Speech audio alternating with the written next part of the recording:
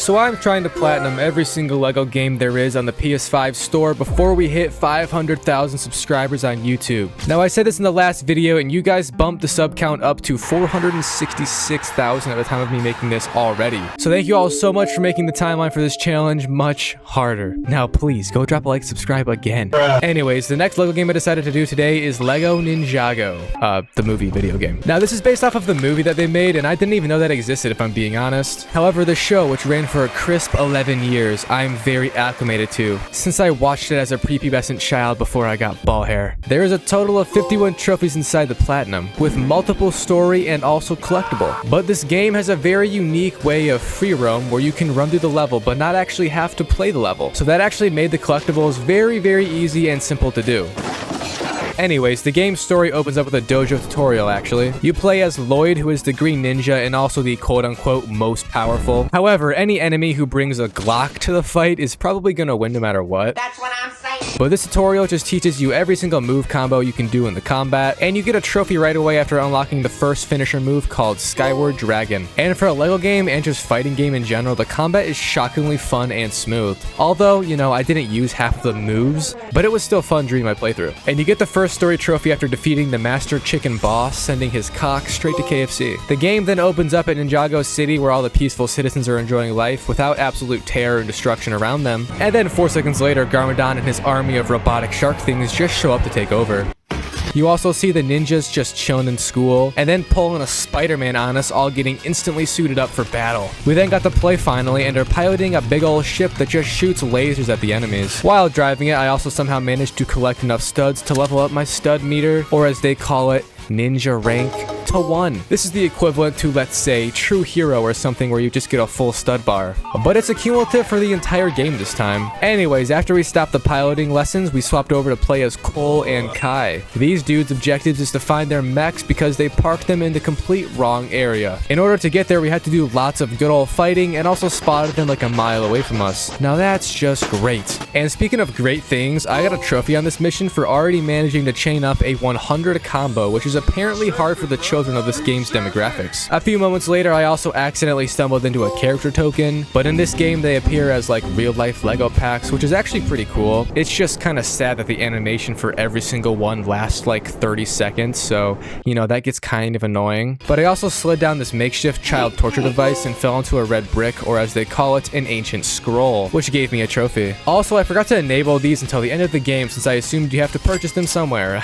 Yeah, you don't. After 30 minutes of that mission, we finally managed to find the mechs and then got a cutscene of everyone in their respectable vehicles of mass destruction. Before that part of the level ended and we picked up in chapter 3 apparently, which solely consists of just a little tiny boss battle with Lord Garmadon inside of his shark contraption. Bro must have really loved Shark Boy and Lava Girl. It was a banger, don't get me wrong. And after you see Lloyd have father issues, it all ends and you get the first level's, I guess, story trophy. It then puts you in free roam of the world and you can start the next level right away by just walking to it. But I had to make the character customization room first, and while here I decided to hell with it. Let's just customize a character and get that out of the way because it's always a trophy, and I was right. The next level has Garmadon come back in pretty much the exact same fashion except with new weapons this time. Low-key, I thought I was getting deja vu right here, but this is actually new footage. Now this level has a lot more chaos, you know, everything was on fire. But I found 5 gold bricks and collected them for another trophy. We also got to fight and play on the beach, which is awesome. I haven't seen the sun in years. Oh my god! This level also had a neat fight at the end with more ships just unloading into Garmadon, but he indeed upgraded the shield, so we didn't really beat him. And then Lloyd used his laser pointer, which was called the ultimate weapon, and it attracted a real-life cat into the game. Now I'm not gonna lie, this was unironically funny just because it looked so weird. But Garmadon didn't waste any time laughing and stole it from Lloyd. To be expected. We then saw the iconic moment that if you haven't seen this clip yet, I honestly feel bad for you. You ruined my life. How could I ruin your life? I wasn't even there.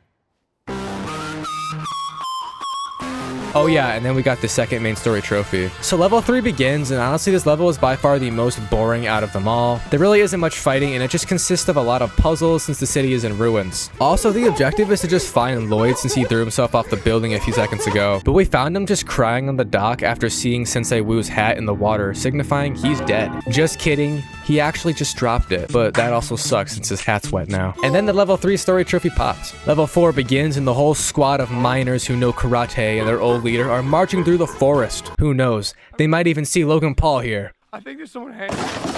But this level's objective is to just trek through and find the ultimate weapon, which can beat the ultimate weapon because that makes sense. On the journey there, you pretty much just end up having heart-to-hearts with everyone, and when they find inner peace, they can then do spinjitzu and help do puzzles. So that's cool. And after Cole came to sense with his emotions, we got a trophy. Anyways, a while later in the same forest, Garmadon showed up, and him and Wu had a little tussle, if you will, which ended with Garmadon being put in a cage. Now, this has gotta be racist. Anyways, that was the end of the level, and we got a trophy. Level 5, I think it is now, I'm not sure. We are in the caves of the forest. There is lots of scary skeletons inside, but the real scary thing is the amount of confusion for this level. But thank God this game actually has objective markers, and I just want to say a huge thank you from the bottom of my heart to TT Studios for that decision. I personally think all games should have that. Before we finish though, I got another trophy during combat for using the Skyward Dragon move 20 times total. We then reached the end of the line and saw a bunch of people exit a dark cave. These same people are also all of Garmadon's ex-employees who he probably abused, and that then caused us to just run away in fear of confrontation.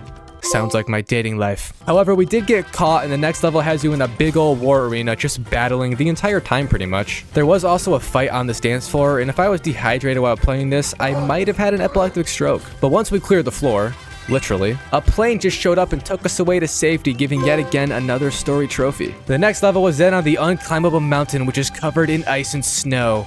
Honestly, I hated this level, but at the top was the Garmadon's old family house, and there was then a flashback to when Garmadon met Lloyd's mother. And this part 2 mission is actually a lot of fun. And no, not only because a female is in it. You literally battle enemies the entire time. It's great. And I leveled up my ninja rank to 10 for another trophy. It also finishes with wholesome love that tragically ends in the future, like all relationships. So anyways, the next level, which is the last one, begins with us getting the ultimate weapon, just to have Garmadon steal it. So we headed back to Ninjago City and did the same thing as the first 2 levels, to be honest, except with more pizzazz this time. I also managed to collect every single one of these combat move tokens for a trophy. And then the level pretty much ends with just some talking, and Garmadon also got eaten by the cat, but then he got spit out also, so that's cool. This, however, sort of rebirthed him into the world, if you will, and he then stopped the attack. Also, Lloyd's mom showed up. I now understand Garmadon's motive. We then received 2 trophies for the beating of the story. Immediately after, you get thrown into a bonus level, which is one of the easiest in any Lego game I've ever played. And all you have to do is run around as a giant and crush the mini Ninjago city to pieces. Getting a trophy after it is at 100% destroyed. So the next stage to this platinum trophy now is to go and finish every single dojo. There is 8 total, and they each have like an enemy wave round type battle inside. Basically, you fight like 3 or 4 waves while trying to keep up your combo so you can get more studs, because you have to get gold on each as well. This really isn't much of a challenge, and I managed to do every single one, having to retry only once at a single dojo. After the final dojo's trophies, I also leveled my ninja rank up to max and got that trophy pop. So now that we have all 8 dojos done, the other part of the stage is to go clean up all the collectibles around the different locations. Since there was only 8 levels, this is honestly very easy. One of the first trophies I received was for finishing my first race. These are a type of side quest where you literally do races between like little race checkpoints and have a timer to finish before gold. I then collected 50 golden bricks in addition, pretty much like right after. Another type of side quest in this game is those called creations. These consist of you just paying some Lego citizen an absurd amount of studs so they can build whatever the heck their little mind can comprehend. I also completed my first real quote-unquote side quest, which had me rid some lady's shop of enemies and also clean it up since garbage men make more money than teachers, and we were trying to get that bag. I then didn't get any trophies for quite some time since all the easy ones are now gone, and I'm sort of starting to tear up. The voices are returning. But I found 100 golden bricks total after another hour of mindless collecting such collectibles. I also got a trophy called Master of Mirrors, which I low-key thought said Master of Minors, and I got super scared for a second. But it's actually just for using the same character with 2 different variants at once. So, no need to cancel me now. Right? Oh, look, another gold brick collectible trophy. How nice. How cool. I wonder how many. Oh, it says so in the logo. And I guess the only trophy I could get was these damn gold brick ones, because I got another right after.